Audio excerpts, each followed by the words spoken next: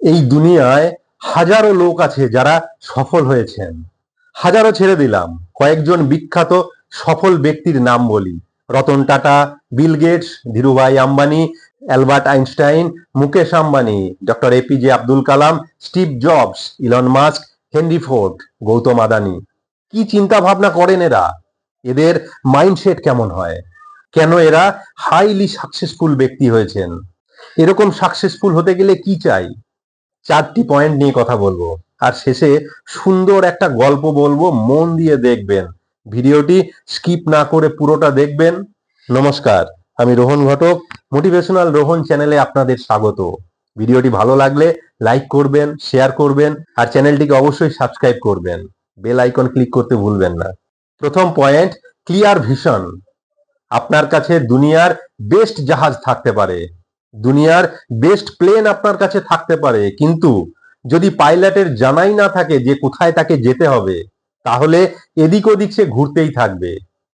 ও খুব পরিশ্রম তো করবে, কিন্তু সাফল্য কোনোদিনই আসবে না। সাফল্য লাভের বড় চাবিকাঠি ক্লিয়ার ভিশন।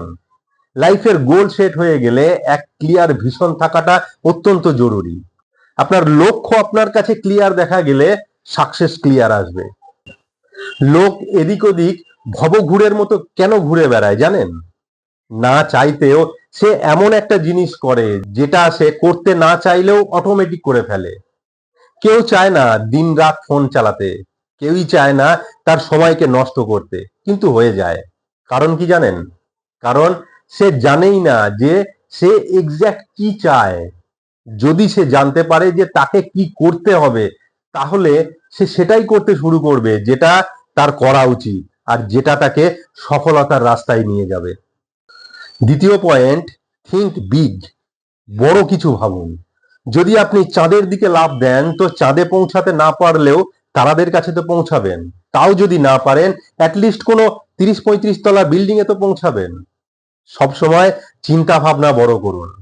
আপনি যেখানে পৌঁছাতে চাইছেন সেখানে পৌঁছাতে না পারলেও সেখানে তো অবশ্যই পৌঁছে যাবেন, যেখানে পৌঁছানোর জন্য লাখো লাখো লোক স্বপ্ন দেখে। চিন্তা ভাবনা বড় করে বড় কিছু পাবার দিকে এগোবেন, নাকি ছোট চিন্তা ভাবনার দ্বারা নিজেকে ছোট গণ্ডির মধ্যে সীমাবদ্ধ করে রাখবেন? সম্পূর্ণটা আপনার উপর ডিপেন্ড করছে। চিন্তা ভাবনা বড় করুন, বড় কিছু পাবার দিকে এগোবেন। যারাই হাইলি সাকসেসফুল হয়েছেন, প্রত্যেকেরই চিন্তা ভাবনা অনেক বড় ছিল। চিন্তা ভাবনা বড় করুন, বড় করুন আর বড় হন। পয়েন্ট 3, অবসেশন ফর গোল। আপনার ভিশন ক্লিয়ার, আপনার বড় চিন্তা ভাবনাও আপনার করেছেন, কিন্তু ওই গোলকে পাওয়ার জন্য আপনার মধ্যে প্রচেষ্টাই নেই, ধৈর্যই নেই, প্যাশন নেই, আপনি কাজই করছেন না। তার মানে কারোর দেখা দেখি, কারোর প্রেরণায় পড়ে আপনি কাজ করে যাচ্ছেন। থমাস আলভা এডিসন 999 বার ব্যর্থ হবার পর সফল হয়েছিলেন। ভাবুন তো একবার, যে কে এতবার ফেল হয়? 2-3 বার ট্রাই করি তো আমরা ভেবে নিই যে আর আমার দ্বারা হবে না। নতুন কিছু আবিষ্কার করার এক নেশা, প্যাশন ছিল, পাগলপন ছিল তার মধ্যে। না হলে 999 বার ফেলিওর হওয়ার পরেও আবার ট্রাই করেছিলেন। যদি কারোর এই পাগলপন বা ম্যাডনেস থাকে, তাহলেই সেই তাকে সফল বানাবেই। যদি আপনার মধ্যেও কাজ করার নেশা, প্যাশন এগুলো না থাকে, তাহলে অতি সহজ কাজও আপনার কাছে কঠিন মনে হবে, আর এগুলো থাকলে অতি কঠিন কাজও আপনার কাছে সহজ মনে হবে। Point 4, work hard in the right direction. Without hard work কোনো সফলতা আসতে পারে না। তবে এখন হার্ডওয়ার্ক নয়, স্মার্ট ওয়ার্ক করা খুব প্রয়োজন। আর সেই স্মার্ট ওয়ার্ক সঠিক দিশায় হওয়ার দরকার। পরিশ্রম তো গাধাও করে, আর সিংহও করে, কিন্তু গাধা পরিশ্রম বেশি করে, অনলি হার্ড ওয়ার্ক। পরিশ্রম তো সকলেই করে, একজন রিক্সাওয়ালাও পরিশ্রম করে, আবার মুকেশ আম্বানিও।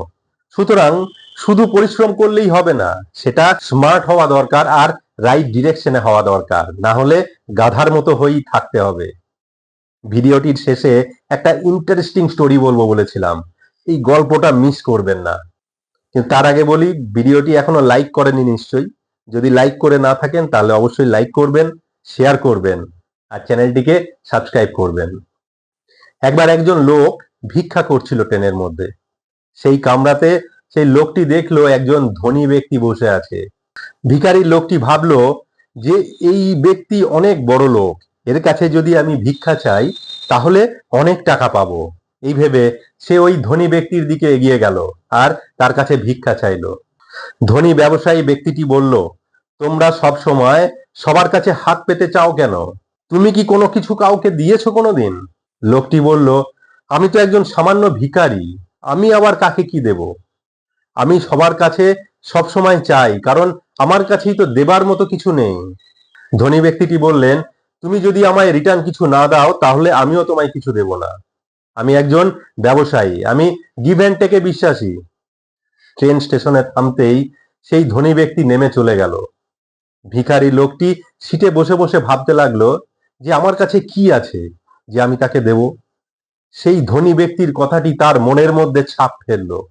সে সব সময় সারাটা দিন ভাবতে লাগলো যে আমি তো একজন ভিখারি, অন্যের থেকে নিয়েই তো আমার চলে, কিন্তু আমার কাছে কি আছে যে আমি তাকে দিতে পারি?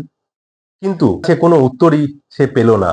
পরের দিন সকালে সে স্টেশনে একটা বেঞ্চেতে বসে আছে আর সে একই কথায় ভাবতে থাকছে যে তার কাছে দেবার মতো কি আছে যে সে দিতে পারে। সে ওখানে বসে থাকতে থাকতে দেখলো একটা বেঞ্চের পাশে একটা সুন্দর ফুল গাছ এবং অনেক ফুল ধরে আছে। সে ভাবলো, এটা কেমন হবে যদি আমি এই ফুলগুলো তুলে সবাইকে দিই? তার কাছে মনে হলো এটা তো একটা ভালো আইডিয়া। সে ওই গাছটির থেকে অনেক ফুল তুললো। সে ভিক্ষা করতে লাগলো আর যখনই তাকে কেউ ভিক্ষা দিতে লাগলো তার পরিবর্তে সে তাদের ফুল দিতে লাগলো। লোকেরাও বেশ খুশি হতে লাগলো। এইভাবে সেই লোকটি ডেলি ফুল তুলে আনতো আর সবাইকে ফুল দিতে লাগলো। কিছুদিন পরে সে লক্ষ্য করতে লাগলো যে লোকেরা তাকে এখন অনেক বেশি টাকা দিচ্ছে। ফুল দিয়ে সে বেশি পরিমাণে টাকা উপার্জন করতে লাগলো। এইভাবে তার দিন কাটতে লাগলো। হঠাৎ একদিন সেই ট্রেনের মধ্যে সেই ধনী ব্যক্তিকে সে আবার দেখতে পেল, যার থেকে সে ইন্সপায়ার হয়েছিল রিটার্ন কিছু দেবার জন্য, আর তার জন্য সে ফুল দিতে শুরু করেছিল। সেই ধনী ব্যক্তির কাছে গিয়ে বলল, আজ আমার কাছে কিছু আছে যেটা আপনাকে রিটার্ন দেবার মতো। এই বলে সেই ধনী ব্যক্তির হাতে সুন্দর একটা ফুলের গোছা ধরিয়ে দিল আর ওই ধনী ব্যক্তি তাকে বেশ কিছু টাকা দিল। ধনী ব্যক্তিটি হাসলো আর তাকে বলল, সত্যিই তুমি নিজেকে চেঞ্জ করেছো, আজ তোমাকে দেখে বিজনেসম্যান মনে হচ্ছে আমার মতো। তুমি সফলতার রাস্তা খুঁজে পেয়েছো, সফলতার রহস্য খুঁজে পেয়েছো। ভিখারি লোকটি ট্রেন থেকে নেমে আনন্দে উচ্ছ্বাসিত হয়ে পড়ল। সে উপরের দিকে আকাশের দিকে তাকিয়ে বলতে লাগলো, আমি এখন আর ভিখারি নই, আমি একজন বিজনেসম্যান। আমিও ওনার মতো ধনী হতে পারি। তার আশেপাশের লোকেরা সবাই দেখতে লাগলো তার মধ্যে অনেক পরিবর্তন হতে শুরু করেছে। পাওয়ার অফ গিভিং তার লাইফ চেঞ্জ করে দিচ্ছে। 5 বছর পর সুটেড বুটেড পরা দুই লোক একই স্টেশনে যাচ্ছিল। প্রথম জন এসে অপর ধনী ব্যক্তির দিকে হাত বাড়িয়ে দিয়ে বলল, আপনি আমাকে চিনতে পারছেন? দ্বিতীয় ব্যক্তিটি বললেন, না, এই প্রথমবার আপনাকে দেখছি। কিন্তু প্রথম জন হেসে বললেন, স্যার, এটা আমাদের ফার্স্ট মিট নয়, এটা আমাদের থার্ড টাইম মিট। দ্বিতীয় ব্যক্তিটি বললেন, হতে পারে মেবি, বাট আমার মনে পড়ছে না যে আমাদের আগে কখনো কোথাও দেখা হয়েছে। প্রথম ব্যক্তি আবারও হেসে বললেন, প্রথমবার আপনার সাথে আমার দেখা হয়েছিল সেম ট্রেনে, যেখানে আমি ভিক্ষা করছিলাম, আপনার কাছে ভিক্ষা চেয়েছিলাম, আর আপনি আমায় শিখিয়েছিলেন যে জীবনে আমার কি করা উচিত। আর দ্বিতীয়বার আমাকে বুঝিয়েছিলেন যে আমি কে। এখন আমি একজন বড় ফুল ব্যবসায়ী, এখন অন্য স্টেটে যাচ্ছি বিজনেসের বিষয়ে। প্রথম মিটিং এ আপনি আমায় শিখিয়েছিলেন যে চিন্তা ভাবনা চেঞ্জ করে কিভাবে জীবন পরিবর্তন করা যায়। প্রকৃতির নিয়ম শিখিয়েছিলেন যে তুমিও কিছু দাও, পরিবর্তে তুমি অনেক কিছু পাবে। আমি সেটা ফলো করেছিলাম, আর তখনও আমি নিজেকেই ভিখারি ভাবতাম। কিন্তু দ্বিতীয়বার আপনি আমাকে বললেন যে আমিও আপনার মতো বিজনেসম্যান। আপনি আমাকে মাইন্ড সেট করা শেখালেন, আপনি আমার মাইন্ড চেঞ্জ করা শেখালেন। নিজেকে ভিখারি থেকে বিজনেসম্যান ভাবতে শুরু করলাম আর কাজ করতে লাগলাম। আর এখন আমি একজন বিজনেসম্যান। আমি ততদিন ভিখারি হিসাবেই ছিলাম, দিন কাটাতাম যতদিন নিজেকে ভিখারি ভাবতাম। কিন্তু যখন আমি নিজেকে বিজনেসম্যান হিসাবে দেখতে শুরু করলাম, আমি একজন বিজনেসম্যান হয়ে উঠলাম। এই গল্পটি থেকে কি শিখলাম আমরা? যে আপনারও মাইন্ড চেঞ্জ করে আপনার জীবনে পরিবর্তন আসতে পারে। এই গল্পটি থেকে আপনারা কি শিখলেন কমেন্ট বাক্সে কমেন্ট করে জানাবেন।